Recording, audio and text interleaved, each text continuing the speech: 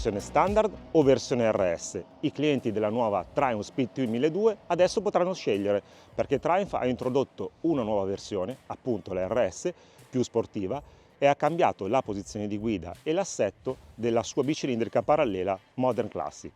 In comune la versione standard e la versione RS hanno il motore e il telaio, oltre che il design, ma sono diversi i colori, con combinazioni differenti su RS e standard, e soprattutto la dotazione tecnica, con la RS che ha una dotazione più sportiva e qualitativa, mentre la standard punta più sul comfort.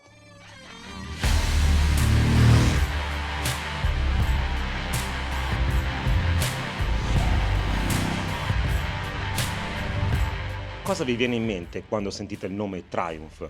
Sicuramente le sue moto classiche, o per dirla meglio, le Modern Classic. Interpretazione contemporanea di modelli del passato, allo stesso tempo rappresentano un omaggio alla storia del marchio e un modo originale di vivere la passione per le due ruote. Curate nei dettagli, ricche di suggestioni stilistiche grazie ai riferimenti storici, le Modern Classic sono sempre di più anche moto belle da guidare, nonostante generalmente non possono contare su prestazioni eclatanti. La prima Triumph Speedtwin risale addirittura al 1937. Riproposta in chiave moderna nel 2018, ha ricevuto alcune modifiche nel 2021, ma ora si affaccia al 2025 raddoppiando l'offerta. Arriva infatti una nuova versione, chiamata RS, che si affianca alla Speedtwin 1200 standard. Entrambe hanno le caratteristiche irrinunciabili di una classica dei nostri tempi: design retro, dotazione tecnica di buon livello, tanto fascino e una dinamica di guida sorprendente. Le differenze tra le due proposte sono significative per quanto riguarda la posizione di guida e la dotazione. Telaio e motore però sono gli stessi, con il bicilindrico portato per l'occasione da 100 a 105 cavalli di potenza massima. In comune le due versioni standard ed RS hanno anche altro, a partire dal design e dalle sovrastrutture, che rispetto alla precedente Speedtwin 1200 sono state ampiamente modificate. Il serbatoio, ad esempio, ha forme più nette e scolpite, oltre a un inedito tappo del carburante. I fianchetti si integrano bene con i pannelli in alluminio realizzati per coprire la vista e i corpi farfallati. I carter motore sono stati ridisegnati per avere un aspetto più snello e moderno e sono valorizzati dall'elegante verniciatura nera a polvere. Sulla nuova Triumph Speedtwin 1200 i fianchetti sono stati ridisegnati, come anche queste paratie che sono in alluminio, che insieme a queste che invece sono in plastica coprono tutta la zona dei corpi farfallati. Le alette del motore ovviamente sono decorative, nel senso che riprendono anche il motore della Speedtwin del 1937, ma il raffreddamento è a liquido e infatti qui avanti, posto in verticale, c'è il radiatore che è abbastanza ben nascosto. Anche i terminali di scarico sono stati snelliti e resi più compatti, mentre i cerchi hanno un look più moderno grazie alle 7 coppie di razze con disegno a turbina. Novità anche per il gruppo anteriore a LED, con luci DRL specifiche e finiture in alluminio spazzolato a sottolinearne la forma rotonda, irrinunciabile sulle classiche.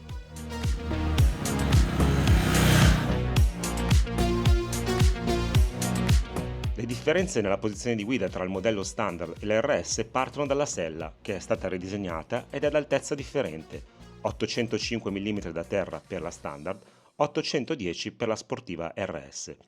Questo dettaglio apparentemente poco significativo è in realtà la spia di una impostazione molto diversa tra standard ed RS.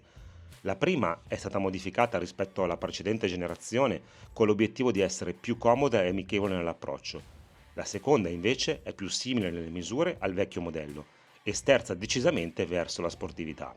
A proposito di differenze, sulla standard il manubrio è stato alzato di ben 17,8 mm e avanzato di 13,4 mm. Le pedane però non sono state modificate. Sull'RS invece il manubrio è stato alzato di soli 1,6 mm, ma è più avanti di 14,3. Ma è ancora più netta la scelta sulle pedane, che per la RS sono più alte di 6,5 mm e arretrate di 40.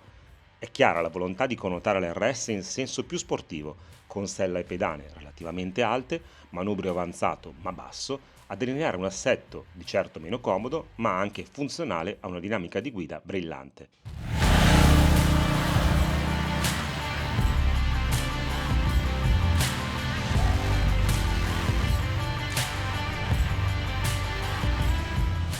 Le moto si distinguono una dall'altra anche per sospensioni pneumatici. La Speed Twin Standard infatti attinge al catalogo Marzocchi sia per la forcella a steli rovesciati di 43 mm di diametro, non regolabile ma che secondo i tecnici Triumph è più morbida nella regolazione di fabbrica, sia per la coppia di ammortizzatori con serbatoio esterno e regolazione del precarico molla. Superiore per qualità la dotazione della RS con forcella Marzocchi regolabile in tutte le funzioni e ammortizzatori Öhlins regolabili anch'essi nel precarico molla, in compressione e in estensione. Le pinze anteriori Brembo Stilema su dischi di 320 mm sono un'esclusiva della RS. Le pinze anteriori radiali della Speed Twin 1200 Standard sono marchiate Triumph, ma in realtà, guardando bene al centro della fusione sul retro della pinza, c'è il logo Hota One. Il disco posteriore da 220 mm con pinza Nissin a due pistoncini è comune. Qualora non fosse abbastanza chiaro il concetto, gli pneumatici Metzler Sportec M9RR di primo equipaggiamento della Speed Twin, già parecchio sportivi per una classica, sono rimpiazzati sulla RS addirittura dai Racetec RR con mescola K3.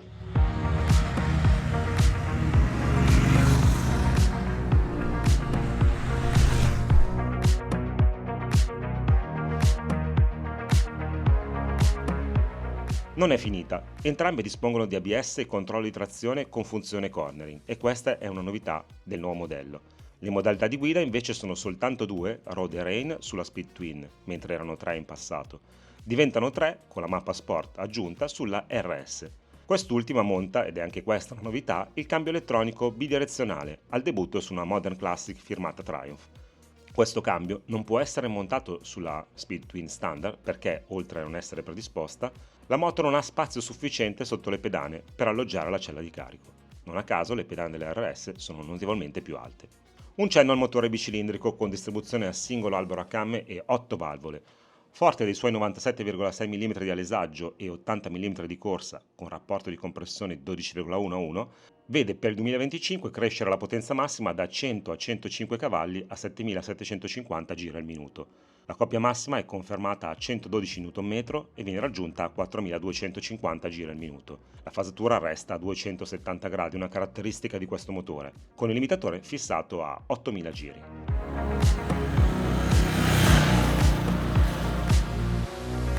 Triumph Twin Speed 1200. Dopo circa 200 km sulle strade di Palma di Mallorca possiamo descrivere meglio le diverse versioni, ossia la Standard e la RS. I primi chilometri in sé nella versione standard hanno messo in mostra una moto dall'approccio molto immediato, rotonda nell'ingresso in curva e docile nella gestione generale. Un bel punto a favore della facilità di guida. Anche con l'umidità del mattino a raffreddare l'asfalto, l'avantreno resta solido e rassicurante e gli pneumatici Metzler M9RR offrono belle sensazioni anche con temperatura non ottimale, oltre a garantire un grip rassicurante e un'apprezzabile facilità di inserimento in curva.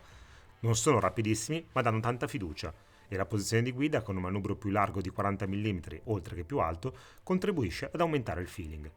Meno brillante è la forcella, che mostra il fianco nelle staccate sportive e in generale su fondi irregolari. Dietro c'è un po' di margine in più, grazie alla possibilità di regolare il precarico della molla.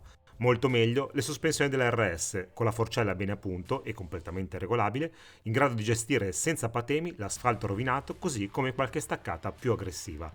I Metzler Racetec della RS apprezzano temperature miti e un ritmo sostenuto per dare il meglio, cioè tanta rapidità nei cambi di direzione e nella discesa in piega, dove la moto si avvicina per comportamento a una vera sportiva. Parliamo di comfort. Le vibrazioni si sentono su entrambe, in particolare sulla sella e sulle pedane. Qualcosa arriva anche al manubrio, non molto in realtà. In questo sono identiche perché l'erogazione è la stessa per entrambi i modelli e la curva di coppia di potenza è la stessa. Capitolo trasmissione di calore, che è un punto critico perché il motore è grande ed è in mezzo alle gambe. Effettivamente con una temperatura esterna di poco più di 18 gradi il calore già si sente. Possiamo immaginare che in condizioni di temperature estive potrebbe diventare fastidioso. Bene i freni, che su entrambe le versioni hanno un attacco facilmente gestibile, in linea con la destinazione delle moto. Le pinze Brembo Stilema con pompa MCS spiccano per facilità d'uso oltre che per potenza. L'ABS mi è sembrato molto equilibrato, con un intervento mai troppo invasivo. Il motore, con i suoi 112 Nm di coppia, ha un'erogazione piena appagante ed elastico al punto da tollerare senza problemi una marcia in più. Non conviene cercare la zona rossa perché è meglio c'è ai bassi e soprattutto ai medi regimi, con una spinta davvero generosa. In seconda e in terza tra le curve ci si dimentica di cambiare, potendo così dedicarsi al piacere di guida. Quando si forza il ritmo la reazione delle due moto è diversa, si arriva molto prima al limite con la standard, c'è molto più margine con la RS, quindi man mano che si aumenta il ritmo, la strada per queste due moto tende a separarsi.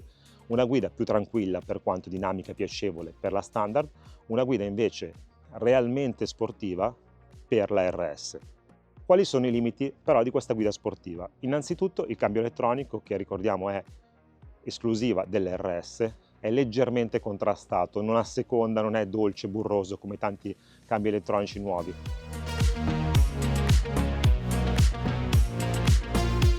Bene, il controllo di trazione sulla standard è veramente troppo conservativo, non soltanto in modalità rain, e questo ce lo aspettiamo, ma anche in modalità road. C'è una limitazione nell'erogazione della coppia, tale per cui determinati angoli di inclinazione che non siano proprio quelli minimi, non si sente arrivare tutta la coppia che ci si aspetta. In modalità sport sull'RS invece la situazione migliora molto e questo permette di apprezzare di più le potenzialità sportive della moto. Le due Triumph Speed Twin 1200 hanno potenziali clienti diversi, i cultori delle Modern Classic per la standard, brillante e allo stesso tempo comoda, gli sportivi conquistati dal design retro di una classica per la RS, una sorpresa per efficacia e gusto di guida tra le curve, con in più per entrambe un look riuscitissimo e finiture eccellenti.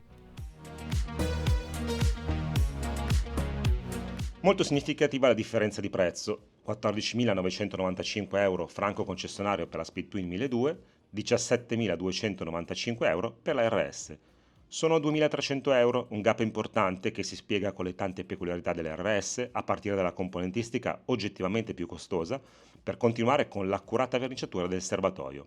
A proposito di colori, la Speed Twin 1200 è proposta in tre opzioni, sempre con motore telaio neri, ma con il serbatoio bianco, rosso o argento.